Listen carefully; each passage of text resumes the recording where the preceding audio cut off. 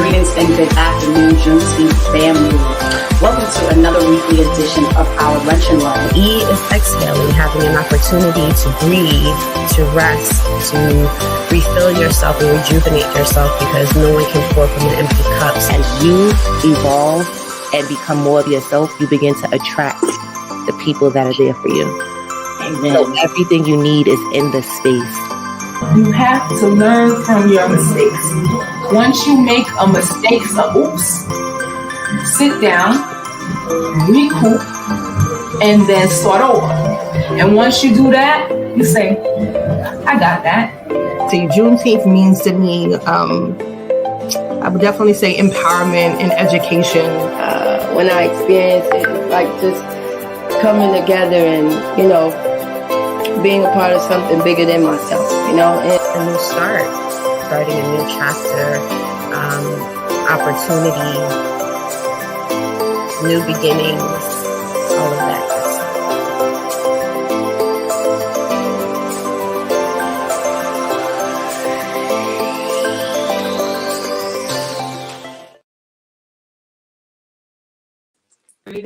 Greetings, and good afternoon, Juneteenth. Welcome to another weekly edition of our Lunch and Learn. So I'm pretty excited about today's conversation. We'll be talking with a fellow Juneteenth board member. We'll be having a conversation about going from pixels to purpose. We'll talk about his trajectory in capturing moments through the lens, forging authentic and connections and sculpting brands. I'm going to tell you, this is a wordy bio and introduction, but this conversation is going to be great because just his energy. Can we bring Kevin to the stage? I had the pleasure of being in his company at a Nets basketball game earlier this year. Yes. And your energy is just like, it's magnetic. I love your laugh. I love your smile. So I'd rather just dive into this conversation rather than spend a lot of time reading the description on what we're here to talk about. Let's talk. That sounds good. Hey, Kevin. How you doing? I'm really, really good. Really good. Good It to feels see you. it feels like yesterday we're in the suite at the Barclays Center. Right? I'm like, just the excitement of the fact that we sit on this amazing board, the reason why we all meet up, the reason that we were there at that Nets game, them being one of our sponsors, us having the honor of, having a suite. Some folks in the world get to go to suites often, living in the business world. When you don't really live in that side of life, you have the honor of, being parts of amazing teams that open doors for you. That, it was a really dope experience, and Yes. a lot of laughter. A ton of laughter, a lot of jokes, a lot of candid moments. And you had the pleasure of being one of the people to help capture that. So let's talk about your. I'm like, this bio is amazing. I read a lot of great bios that come through this stage, but Right. you've done a lot of cool things. You photographed a lot of great people for our community. So let's talk about that. Let's talk about it. Let's talk about your company. Let's talk about what you're here for, from pixels to connections and all that good stuff. So my name is Kevin. As everyone knows, I'm a documentographer, as I coined it. So it's a variation of photography. It pretty much started from. It actually started from a dark place. I don't want to say dark, but I guess it started from the loss of my sister. So when she passed away in 2007, I remembered sitting during the funeral and watching the montage of all the photos that we had of her. She literally had photos with everyone that was there at the funeral. So I'm watching and I'm in awe. I'm like, wow, I don't take pictures with anyone because I don't really care to be photographed. So I watched that, and for some small reason, I just started grabbing my mother's camera and just taking pictures at all these parties. I used to party a lot, right? So I party with a purpose now. but I love it.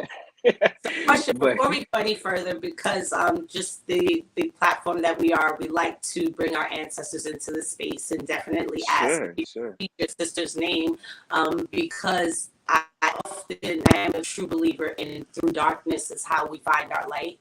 That's how we find the light. Mm, If there's no dark, then how do you know which way to go to seek the light sometimes? So okay, your I appreciate sisters, that. Repeat that again. You said, what was her name? oh, my sister's name is Cynthia. Cynthia. Well, may she rest in peace. And thank her for stopping by in this space today and coming up in our conversation. Yeah, she's always with me. Yeah, beautiful. So Of picking course. up mom's camera, huh? So Yeah. partying and picking up mom's camera. So what was the next steps from there? Because you don't go from just partying and picking up your mom's camera and being transformed at your sister's funeral to doing hmm some of the things that you've done. hmm Let's talk about that. Let's talk about how you decided to choose photography. Um, Okay. So it's directly connected to her because I started losing my purpose or not even knowing what my purpose was. So I went into this bout of anxiety and depression, deep depression, to the points where I'm at work. I worked in sales at Cablevision, which is now Optimum. And I went from a top sales rep down to like a bottom rep in like a year. And I was just losing myself to the point where my supervisor Carlil grabbed me one day in a coaching session and he said, "I'm going to take you upstairs." I didn't know where we were going. I was just crying during a coaching session, and he said, "Well, we're in the elevator." He said, "I'm not going to let you lose your job for something you can't control." So he brought me to HR, and they found me a therapist. So I never done therapy before, so they were helping me with that, and things were getting worse, and I just needed to find purpose. And another supervisor of mine, she saw me having a breakdown, and she showed me Maslow's hierarchy of needs. I've never heard of it before, so she sat me down. We talked about that, and she said, "You're at a level now where you're just looking for purpose in your life." So I turned to a friend of mine who was building his entertainment company. He's a wedding DJ now. It's called Pulse Sounds, but it wasn't Pulse Sounds at that time. He was just a DJ at that point. And I said, to find some purpose, I said, you know what? Why don't you let me manage you? You just had two kids. You got to take this seriously. So let's kick it up a notch. So I started managing him. And this is the point where there was no Instagram. We only had Facebook at this point, right? so so in now, my case, yeah, like, well, I don't even know what that life is like right now. So I can't even imagine. But so I came up with a tactic where I would take my mom's camera. We would go to these clubs, and I'm taking pictures. And in order for people to see the pictures, they had to join his Facebook, right? So that was the tactic to build up his following. And then one day he called me to the DJ booth, and he said, "Kevin, I'm seeing like your energy in the club. Everybody loves you. You're here dancing, having a good time." I love dancing. I'm always dancing in any environment. But he said, "You should take this seriously." So he nudged me in the direction. So I went back downstairs. I talked to the photographer. I said, "What kind of camera do you have? And what kind of camera should I get?" And he told me. I took an intro to a photography class in Manhattan, and it just went from there. It just started building, and I just started doing my own thing from there. wow. I was going to say, it's like I hear that, sometimes they talk about passion and purpose, but it's not always the same formula. I hear a Mm-mm. formula of something that I shared at the top, which was just how magnetic you are. So the magnetic meeting purpose is kind of what has set your trail on fire. I love Yes, that. yes, yes. So you mentioned that you've developed your unique style of photography called documentography. Let's talk more about that. I know how it got started, but what have you done with it, and what has it like? Who have you been able to help and support, and what have you been doing with that? Okay, so the reason why I call it documentography is because of my style of shooting. If anyone has seen me in an event, I tend to chase every single moment. So I'll stand on chairs. I'm like jumping over people's backs to capture moments, and I capture every little thing. It's almost, you would think I'm shooting a video. Sometimes people are asking me if I'm doing video Mm. as much as I'm shooting, and I say no, I'm just taking pictures. So when you see the end product, the way I deliver it, you would see every little laugh, every little cry. I had a client one day. She called me and she was crying because I didn't know that she just, until the event, until she gave her speech, she just won a battle with cancer. And during her speech, all her daughters, they're like in their 20s, they came to give her a hug, her husband. I just pulled the chair and I stood on it and I was just capturing the moment. I'm just thinking about the moment. But she said that picture did everything for her. She said, you captured these moments that I'll never have again. Like, her daughters don't live in the States. Some of them live here, some of them live out of state.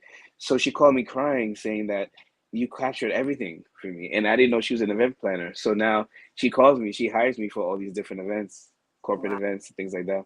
So amazing. I document the moment. I just capture the energy of the event. I love that. I'm sitting here at the same time. I'm thinking about the meetup that we had. And I'm like, that was where a lot of while there were like, a lot of little small conversations and laughter being had, the picture time and the taking of the pictures was where the full belly gut laughter really, Yeah. really gave me just that healing energy. Laughter, hugs are my favorite thing. Hmm. And I had just traveled from Atlanta to New York, had a very short turnaround. So whenever I'm back home, the energy is pretty intense. So that gave me the perfect outlet just to like let it all out and just be ready for the rest of my trip. So it was It was a divine. great time. Yeah, it We have really to was. do it again. We definitely do. So I'm sure I was going to say, and I'm sure it's coming up again. What I have to do is make sure that I get at home. So we do have a comment, and this is from when you were speaking about how you found your purpose. Mrs. Carey said that it was powerful. So I did want to ask you to share, because I'm big on tools, and I wanted to go back to the book that you said that you were introduced to. You said Manziel's Hierarchy of Need. Yeah, so it is not necessarily a book. Is it's a theory. So Okay. it's a hierarchy of needs where like your base needs. I'm gonna butcher it right now because I don't have it in front of me, but I think your So base needs are your base needs have to do with just paying your bills and just getting by, and then next is friends and family, and so it's like you build up. And my supervisor, she told me, Kevin, you're right here at the top. You seem to have all these things. I've been working there for so long, so she's been watching me. She said, yeah. you have purpose. People believe in you. People are inspired by you. But you're at this level where you're looking for purpose in your life.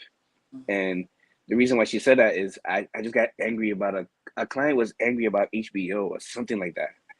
And I just lost it in my head. I'm like, wow, you lost HBO. I lost my sister. You're calling me to complain about your HBO on demand that is not working.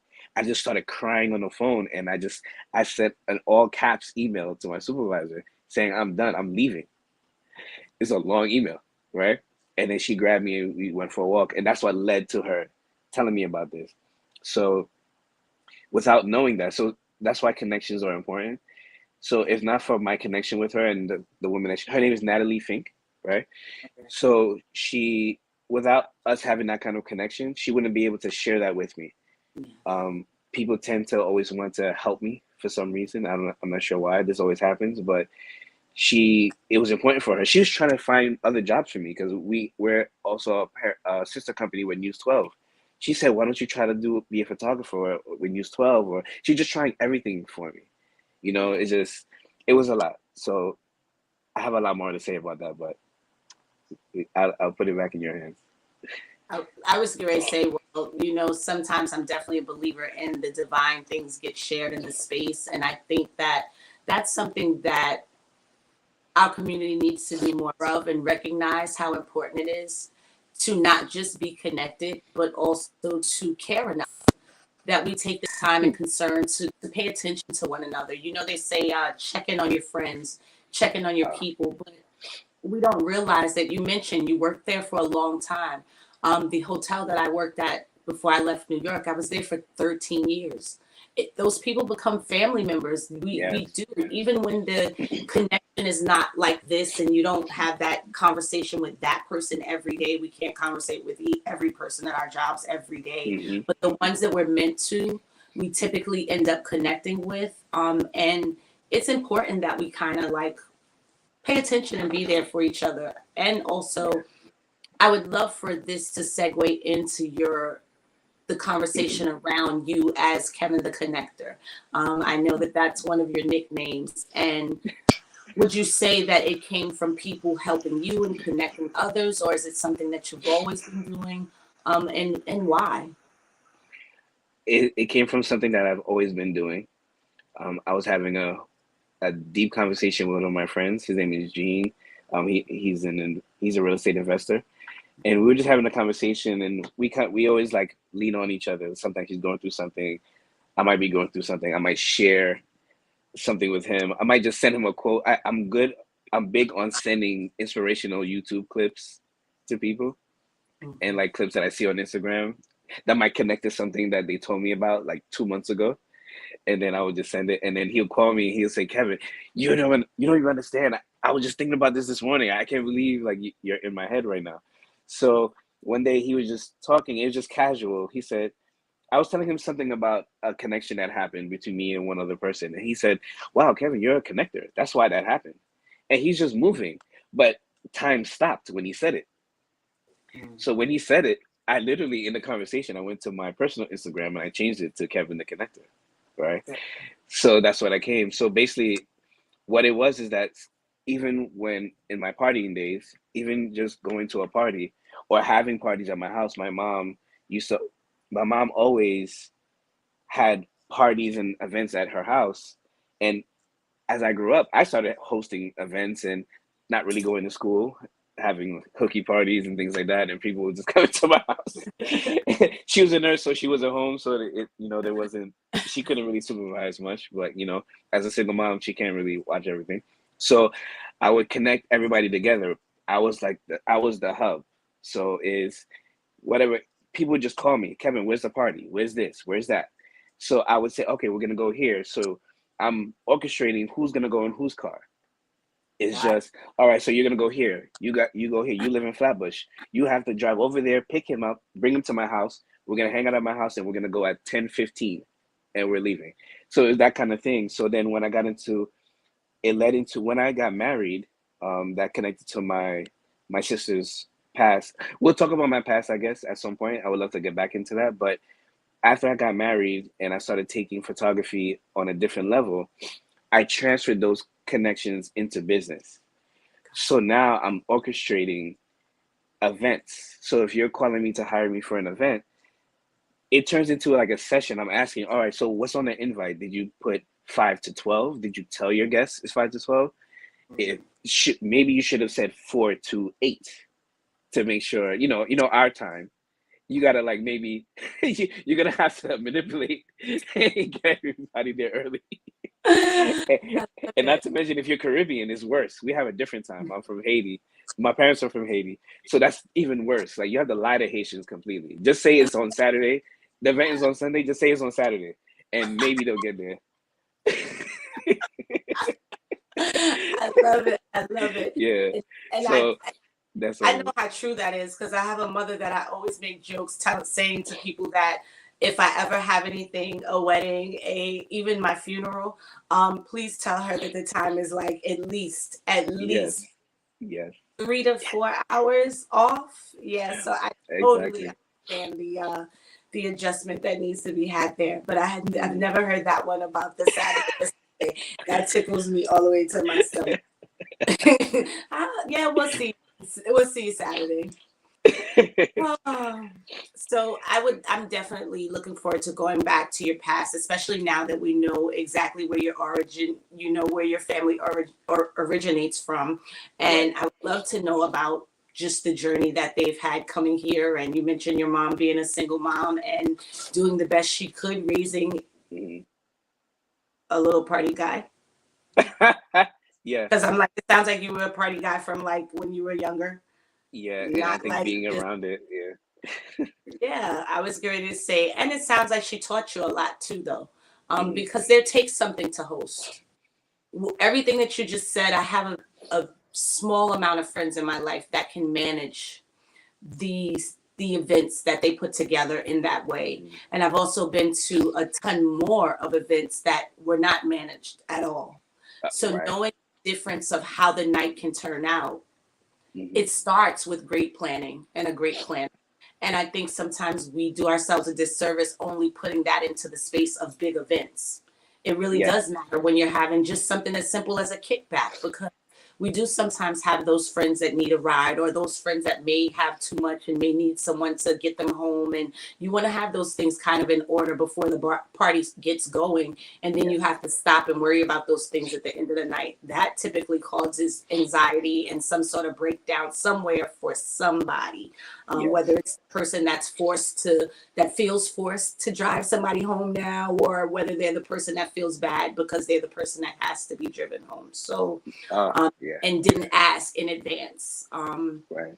Yeah, so that's something amazing to have, and I actually would like to go more into the conversation about your past, because I have it that the past is going to bring us to the conversation about the present and what you're really up to and your Right. whys. Yeah, so what is it that you'd like to share about your past that you think would definitely help the community have something to grow on? If I bring up my past, it, it's it's a lot of pain. I've dealt with a lot of death in my past, but before the death, there were a lot of lessons. So when you're talking about hosting, it made me think about a situation where I had friends over, and my mom called me to the kitchen, and she said, "You didn't offer your friends anything to drink." I'm like, "They're fine." And I'm 16 at this time. So she poured some juice. She had like 3 cups of juice, and she put it in a plate. And giving it to me in a way like I have to serve it like I'm a waiter or something like that. I'm arguing with her in the kitchen. I'm like, I'm not going into this living room like this. There's no. She said, no, you have to. This is how you treat your guests. This is how you're supposed to do it that way. And I'm like, they're gonna just kill me right now. As soon as they saw me walking out, they're dying laughing. So I'm kicking them and just like, and then now they're telling my mom that I'm abusing them, but I serve them anyway, right? And I feel like that's like the kickoff to how I was.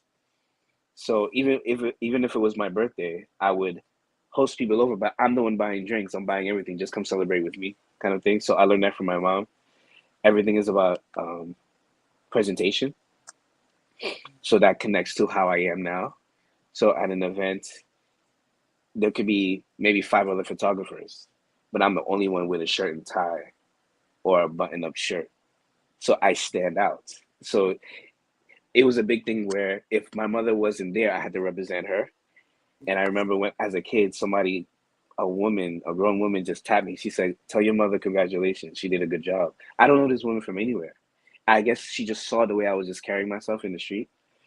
So that's what it was. I could be with a group of friends. I had a sketchy past, but I would be with a group of friends and I would see somebody that I knew, like a grown up.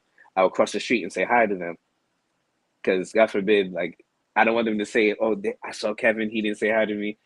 So I'll go across the street, say hi, how you doing, and then just go back to what I'm doing here. So these are the lessons I got from my past, and to kind of bring it to condense it a bit.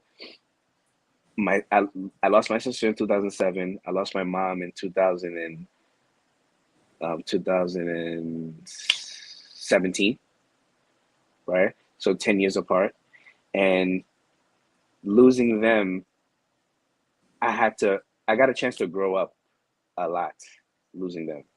So you could look at death as a death sentence, or you could look at it as a lesson. And I remembered my letter that The speech that I gave at my mother's funeral, at the initial title was F Cancer, because she died of endometrial cancer. I remember sitting there in the funeral changing the title to Thank You Cancer. Right? Because I went to every chemotherapy session with her. I was there for her for everything. And this woman thanked me after every session. And I remember for like years I abandoned her when we lost my sister. Because I'm going through my depression on my own, so I went into my own bubble and I left her. Left her as in emotionally. I couldn't like be there for her. So for me, I think I'm catching up. But for her, she's just very grateful that I'm there. She said, I don't know how I could have done this without you. In my head, I'm like, I was this horrible son. Why do you keep thanking me? Like, I owe you so much more. But I learned so much from her. We would talk like friends now instead of father and son. We would talk like friends. And that was a big deal for me to like get that from her and then move on and be a man from there. Ashe. And what was your mom's name? My mom's name is Anna. Anna. Mama Anna, thank you for the blessing that she's gifted the world. Yes. I too am have had a lot of experience with death. That's where a lot of my pain and transformation and healing and seeking the happier road, the laughter, the why laughter and hugs is so important, because it's here, it's now, it's present. It's something that is definitely healing. So I know that in addition to photography, you're also into branding and entrepreneurship. So I hear where a lot of that came from, because although you mentioned that she's a nurse, it seemed like she didn't allow, I know a lot of women, and especially Caribbean women, allow nursing to kind of take over their lives. But it sounds like she had a nice balance in knowing how to, when she did have her days off, because I know they also work a ton, that she knew how to balance life out and show you a good time, and show you not just how to have a good time, but how to host and have a good time. So that into your branding and entrepreneurship, like, how does it really play a huge role? How it plays a role is when she taught me, she's been in a few battles in my marriage. She's been a part of it, and she's helped as much as she could before she passed. And the level of responsibility it takes to take care of a family. So watching her on her own, taking care of us, that translated to my family life. My wife's name is Eve. And when we got together, I literally married my mom, to be honest. So, They say that. yeah. Yeah, so I think my mom saw a lot of her younger self in my wife. It took after my mom passed is when I realized the lesson she was trying to give my wife. So now with that responsibility, having kids, and I have 3 kids right now, and there was a different purpose that came. It's that I had to take care of them. Not just take care of them. I was just thinking about legacy. And I started going, and my same friend that I said that gave me the name, The Connector, one day I just asked him, I said, can you just give me like 3 books about real estate? He gave me 3 books. I just picked the book at the top of the list, which is Rich Dad, Poor Dad. And I read that, and that changed everything. My whole life changed from reading that book. It got to the point where I'm taking all Robert Kiyosaki's, he's the author, I'm taking all his free material from his website and just learning about entrepreneurship. I went from listening to music every day to listening to YouTube videos and listening to Eric Thomas, E.T. the Hip Hop Preacher, for people that might not know who he is. But started watching these people, and I started moving into this journey of motivation and then entrepreneurship. So entrepreneurship came about long after my days in with Cablevision. It just came where my dad was an entrepreneur, but it never rubbed off on me until later. Okay. So I grew up, when he would come to pick me up, he'd have a van, and he did a lot of commerce with different corner stores and things like that. From what I remember, I was maybe like 9 years old. I just remember him always having money. He's going in these bodegas, he's speaking Spanish. And then I'm like, wow, he's doing business in a store that I buy candy from. He doesn't even live. He lives in New Jersey, but they all know my father. Wow. He's doing business. He's dropping off boxes, and he would always kept saying, "Always work for yourself. Don't work for anyone else." But we weren't together enough, so he didn't get to expound on that, and it just sat with me. I'm dealing with my mom who wants 9 to 5 get a degree. So I had my own rich dad, poor dad kind of situation, but they were so distant from each other. I had to learn the lesson later on. So later on, I started after after COVID. Fast forward to COVID, we were all home, right? We're on our own. So everybody found themselves during COVID. Like some people changed, or people just kind of moved into who they really were, right? So during COVID, I turned into this animal, and I just started learning about everything for some strange reason. I'm working at home from home. I'm learning about government contracting, business credit. I just turned into this like business animal. I didn't want to talk to anybody. That's all I cared about, you know? And coming out of it, I had to go back into the office. So now working in the office, this is a different Kevin now. And having to answer to somebody and say, and tell them if I need to take the day off. I was catching anxiety around those things, and I started capturing. Uh-oh. Started realizing that I couldn't be here anymore, and I'm catching anxiety attacks where I'm driving to the job and I had to pull over. I had to get off the FDR, and I had to like just lay down and just like close my eyes and take a nap to escape what I was feeling. And I had to take a leave from work because I don't know what was going on. It was exhaustion and all these different things. And I started realizing that I need to do this on my own. But I don't recommend anyone. There's a big tip. Do not just leave your job just to leave your job, right? You got to have a plan. You have to understand how much money you need to take care of your family. It's not like I'm single and leaving my job. I left my job and I have a wife and 3 kids, right? I took a leap of faith and I just said I'm going to go forward. And now we're talking about photography and branding. I didn't leave saying I'm going to be a full-on photographer. Photography was there, but I didn't make the decision to say I'm going to make money from photography. I just wanted to go into the business world. So I went through this roller coaster of entrepreneurship where I started getting my real estate license. I have a life insurance license as well. I went through everything in the year of 2022. I'm talking about having money and finding different mentors and people trying to help me. And I'm big on reflection and looking for help. So I would talk to different people at different events and ask them questions about entrepreneurship and tell them about what I'm going through. And they would explain to me, like, you're a baby in this. Like, don't kick yourself. Don't beat yourself up. Like, there's days where I feel like I'm crumbling. I'm like dying inside. And, I had to learn that with entrepreneurship is like you eat what you kill. So if you're not doing things that generate money, you're not gonna make it. That part. Yeah. That, So my one of my life insurance, one of the agents that does my life insurance for my family, we got on a call, and the first thing he asked me is like, "What do you do?" And I told him I just left my job, and it turned into a whole mentorship session. And he said, "Man, I don't think you understand what you walked into." And he explained to me what you're supposed to be doing. He said, "Do you even know how to schedule your day?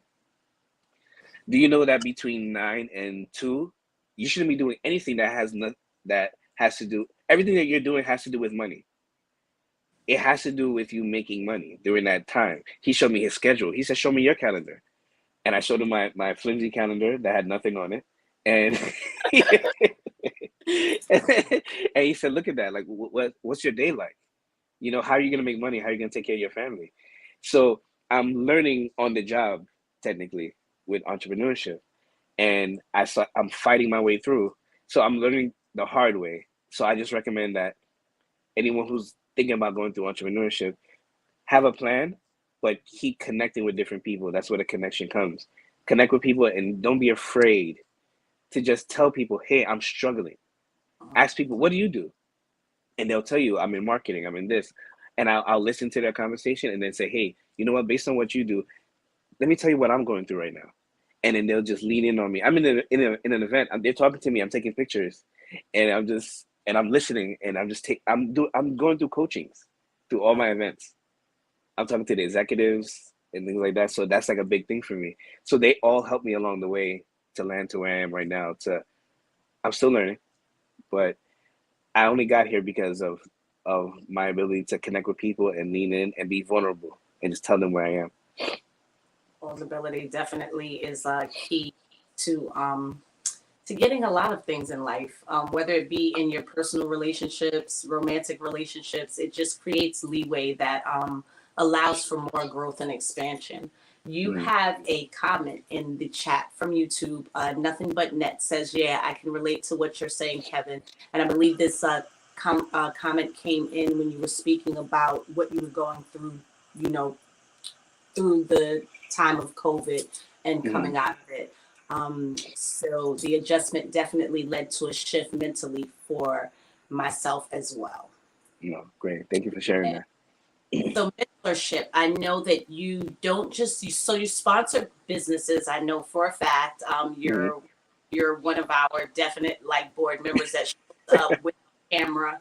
And Yes. to me, that's still a level of sponsorship. Sponsorship is not always monetary. Sometimes it's of your time and your energy. You also mentor and work on different types of initiatives. What, outside of your purpose of being a documentarian and doing what you do with the camera, what else do you want to give to the world? I have this ever since the George Floyd incident. It changed something in me, and I thought about. I watched the case heavily, right? So I was into it. Like it was like a show to me. I'm watching all the witnesses and how they're handling the case, and I couldn't help but wonder if he had a different.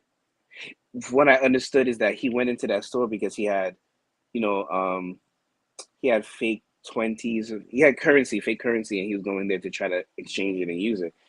And I thought about it, and I said, if he had a different environment around him, or if he had somewhere to go where he could figure out how to make money, I thought to myself, if he had a different level of means of income, would he be in that store doing that? So I wasn't thinking about the police brutality side of it. I was thinking of he might not have even been in that store if his financial means were different. You know, he could be alive right now if I'm not saying that he could have avoided police brutality, but your environment shapes you, right? So he was there doing that because of finances. And I thought that, wow, I said, like, what if we had like a center or somewhere that people could just go and just learn about financial literacy and entrepreneurship and small businesses and learning about loans. We just learned about SBA loans during the pandemic, but they've been there. SBA became this buzzword and all this, but they were always there. But we just learned about it, and I just feel like I want to be someone that ushers in, not myself, but I just want to be a part of this movement that's here now with entrepreneurship, and I want to help the community do better. You're watching these kids right now, they're just running around and they're just, the things that they're doing, I'm not saying that I wasn't doing those same things that they were doing when I was a kid, but when I'm watching it, I remember not having any guidance around entrepreneurship or business or just being a pillar of your community. So if I want to help anyone, I just want to help our kids, especially because sometimes we're walking around as adults. We're just we're just grown children, to be honest. There are a lot of things that we didn't work on, and it just manifesting in our marriages and our friendships and things like that. So if we can help the kids at a younger age and just teach them a few things, we can help them go into another direction. So I'll give an example with my daughter. My wife works at Mount Sinai Hospital, and I was with my daughter on the bus one day, and she saw a sign for Mount Sinai Hospital. She was so excited. She said, "Oh, I want to work there one day because mommy works there." So I said, "All right, baby, what if you had your own hospital?" She's 4 at this time. No, she's like 5, I think. I said, what if you had your own hospital? And she's like, what, my own hospital? I said, yeah, you can name it Chloe's hospital. I don't know, it could be anything. Why are you settling for working for the hospital? Why don't you just get your own hospital? So she fought with it. Imagine, I'm dropping that on a 5-year-old, and she comes back to me next week. She said, why don't I just be a doctor? I can help a lot of people being a doctor. And so I'm like, I'm trying to come up with my rebuttal. I'm like, what if you own a hospital, you can have a bunch of doctors, and a bunch of okay, how many people can you help by yourself versus having a bunch of doctors and they can help everybody else? I had to come up with something quick because she was coming for me. So so now, fast forward, she came up with, she wants to have something called the People Center. So now I stressed her so much where she wants to have a building that has a hospital in it. So she created a building around the hospital. She has a sketchbook where she draws the hospital. Wow. And so now, just to bring this together, right? I guess this will answer your question, where I was taking pictures for someone who's known in the community. His name is Drew Bernard. He's a real estate investor. So I was doing, a family photo shoot for him at his home. He has a really nice home in Brooklyn. And I had to bring my kids there because my wife was taking care of business somewhere else, and I had to bring all my kids there. And I told her, I said, listen, this man actually built this entire home. He's a developer. This home that you're sitting in, he built this home. You want to have a building, go talk to him and tell him about your vision. Whoa. Yeah, go talk to him. He's sitting here right here on this couch. Don't run around and play with your brother. Go talk to him. And she went to him and she explained what she wants to do. She said, I want to have a party center on the first floor. I want to have the hospital on the second floor. And he's looking at her, and like, what I appreciated him, because he looked at her, he didn't congratulate her. He said, why would you want your hospital on the second floor? Because now people are trying to get to the hospital. You don't want sick people coughing on top of your guests going through the first floor. The party floor. So he said, you don't want that. He's doing all the gestures. He said, you don't want to do that. She came home and she changed her whole plan. So she put the hospital on the first floor, and now the entrance to everywhere else is going to be towards the back. But these are where the connections come in. Yes. She could, without me having this connection with this millionaire real estate investor, she could not have sat down. I wouldn't have been able to tell her that. I thought it was a good idea. But he heard the idea, he heard the sketch, and he said, let me change it. And he just reframed everything in her head. So I just say that to say that those are the things I want to do for the community. I want to connect people to the people that they've never seen before. Sometimes you think you can't do it. There are people right here next to you. You might be following Instagram now. We have more access to people, but there are people that are not even on Instagram that are millionaires. They're walking by you every day. I'm shooting events and I'm thinking this is a regular guy, and then he starts telling me that he just sold a company for $2 million or $200 million. And I'm like, oh, wow, okay. So I didn't know who I'm sitting next to. You don't know who you're around. So I just want people to understand that. Just treat everyone like they're $1 million. Treat every project like it's worth $1 million. And you never know who you're going to talk to or who you're going to learn from. I love it. So as we start to wind down, I want to talk about Brandscape 360 before we close out. Can you tell us more about what inspired you to co-found this company, who your partner is, and the impact that you want to make in the real estate industry with it? Okay, so Brandscape 360 was also founded through connections. So it started with my partner Jordy, Lakeem Foster. He's actually another photographer that I met, and I was just enlisting in one of his masterminds, right, to learn about business photography, business around photography and things like that. And I just started bringing some of my clients that I needed help with. I had like these big clients that need certain things from me. I couldn't really fulfill certain jobs on my own, so he helped me, strategize around them, how to quote it the right way and things like that. And I just kept bringing these clients towards him, and then he started working with me on these jobs. And one day we just kind of like mutually said, we should just do a business around this. Mm-hmm. And then one of our clients, which is Sean Carson, he's a VP of lending at Meridian Bank, where right now we're rebranding his personal branding and his business right now. And he believed in our vision as well, and he came in as a partner also. So now it's the three of us now. We're working through a lot of things. We have like 2 meetings right after this, right? And basically our goal is to brand entrepreneurs and help them take their brands to another level. Not just having a logo. It's about getting your brand identity, your brand colors. Sometimes you're watching Disney and Nike, you're thinking they're just big for no reason. They have strategists around them. They're paying millions of dollars just for marketing and strategy and branding. And a lot of us don't have that, or we don't understand what it takes.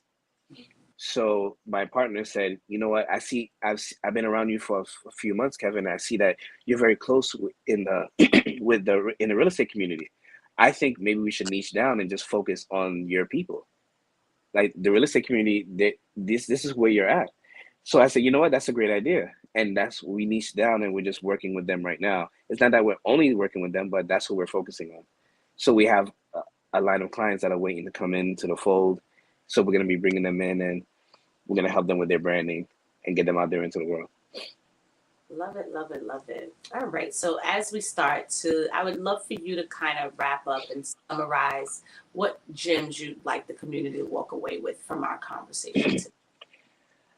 I'm going to quote my partner, Sean Carson, and say that connection is currency. So you can only go as far as your connections. And for me, I feel like it's not only about who you know, it's about who knows you. Yes. So based on who knows you is how they will bring business towards you. And I feel like it's very big. It's big on being intentional about what you want to be and where you want to go. Think about it every day, plan the night before, and execute the day of. Mm-hmm. And just think about what you want to do past your 2 feet. I remember Damon Dash had this pivotal conversation on the Breakfast Club where him and DJ Envy had this back and forth. And he told DJ Envy, you're hustling for your first name when you should be hustling for your last name. That changed my life when I heard him say that, because we're just thinking about our 9 to 5, but you can't pass your 9 to 5 to your kids. So what are you going to be doing past your 9 to 5? What are you going to be leaving for your kids? What kind of trust are you building? What kind of businesses that you'll be able to pass down to them for them to carry on? What kind of business meetings you're having? So I just want people to just think about what you're doing past today. Think about your grandkids. Think about your great grandkids. What kind of inheritance are you going to leave for them? I love it. Legacy, legacy, legacy. So I do have a little hip hop question, since we're in this 50th anniversary of hip hop. And then we'll wrap up with our closeout question of what does Juneteenth mean to you. Okay. But before you tell us what Juneteenth means to you, could you tell us who your top 3 artists are and why? You guys didn't prepare me for this. So top 3, I want to say I don't know why I put Tupac at the top, because he influenced me so much for some reason. We're not the same kind of person, but he's the person I cried for when I heard he passed. I was 16 when he passed away. I didn't cry when Biggie passed. I cried when he passed. So there's something about the passion of what he brought. I have a lot of passion, so I think that's what he brought to it. It's not so much his lyrics, but he could go from Shed So Many Tears to Hit 'Em Up. It was like people thought he was contradictive, but he wasn't contradictive. If someone could just label you as one word, who are you? What kind of depth do you have, really? So that's why I resonated with him. So he's one person. And Jay-Z is another because of his evolution. So if I would say who's the greatest of all time in terms of legacy, it has to be Jay-Z, in my opinion, right? The third person, I'm going to make it, it's going to be funny, but not funny, but he just passed away recently. His name is Clarence Avant. So he's not a hip hop artist, but he is if you watch the documentary, the Black Godfather. Yes. And I implore everyone to watch that. He is my idol when it comes to being a connector. He is behind everyone, behind Obama, behind Bill Clinton, he's been in the music industry forever, behind Kamala Harris. He's like the kingmaker, right? So he has a pivotal spot in hip hop, and he literally just died this week, from what I understand, at 91. definitely remember seeing it in the news this week and saying to Mm-hmm. myself, I have to do a little research because I was not familiar with him. Please. But when you just said the Black Godfather, that's when it really, when it connected for me. I'm like, okay, yeah, I do remember seeing that this Yeah. past. And He's like the- best friends with Quincy Jones. Him and Quincy Got it. Jones are like best friends. Okay, and I'm definitely familiar with him and his past. I've done watched a lot of his documentaries and different things on him. So I Yes. love that. Thank you for that share. I love when the shares kind of go somewhere different and don't always Yeah. have the same reasons and the same whys. And I Right. definitely agree with you as far as legacy goes. What is Blue already worth? Like her own millions on her own, 500 Yeah. million or something like that on her own. So, I mean, yeah, we definitely could not deny that. So, Juneteenth, what exactly does Juneteenth mean to you, Kevin?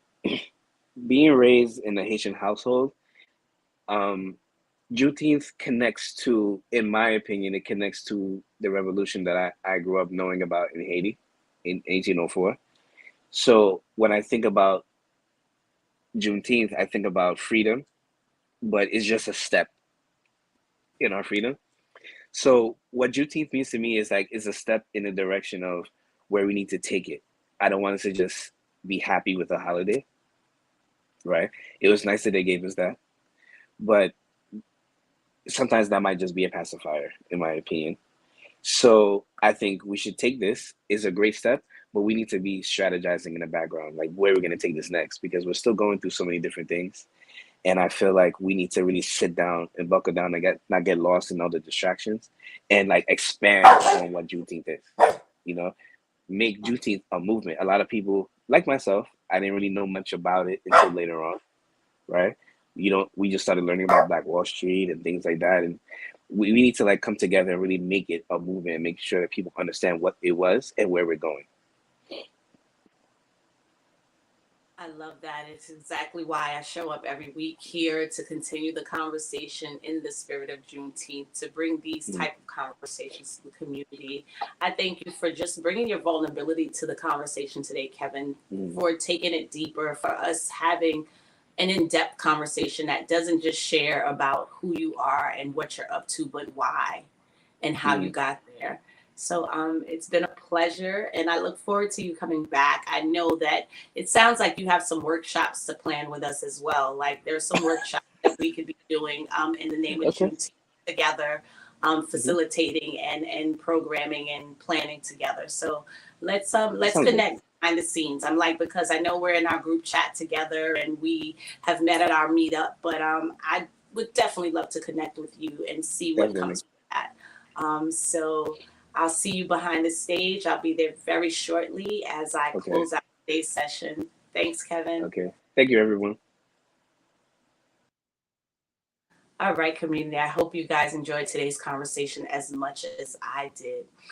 Next week's guest, we will be joined by Mr. Smalls, Mr. S.R. Smalls. He is one of our Black Kings, and he will be identifying key reasons why martial arts culture is important to community health, growth, and development. I'm looking forward to that conversation, and I look forward to seeing you guys next week. Don't forget to like, subscribe, and hit the follow button. See you next week.